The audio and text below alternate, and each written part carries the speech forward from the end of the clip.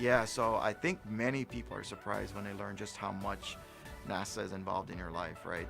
And it's from things that you'd expect, like very high technology things, from everything that we think of as sort of our part of our everyday life. You know, whether it's cell phones or GPS systems for navigation, emergency beacons that are all satellite based, right? A lot of our weather forecasting and the tools that are available to us to both for agriculture, for weather forecasting, for natural resources, are all space-based and are really all outgrowths of our space program.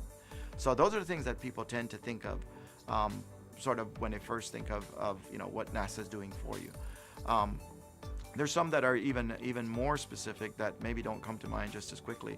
Some examples would be technologies that are developed for sensing and imaging and communication on orbit that find use in non-space applications. A good example would be CMOS sensors that are developed for space sensing that are in fact all the cell phone cameras, pretty much all the cell phone cameras in use today, that miniaturized CMOS sensor that we have all come to know and love and do selfies with was developed originally for a NASA mission.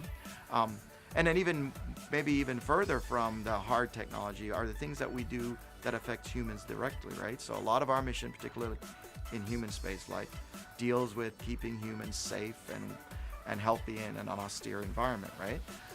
And those technologies have direct application to remote medicine on Earth, to nutrition. I'll give you a couple examples. We do a lot of work with remote miniaturized sensors that can be used on the International Space Station, for example, where the crew is days away from having access to medical facilities.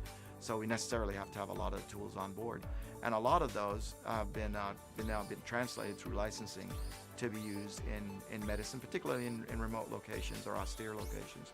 One that I learned about recently that is even more surprising is that we do a lot of work with nutritional and health benefits for our folks that are on orbit for long periods of time, right? So they need nutritional supplements to help with bone loss and nutritional deficiencies and so on.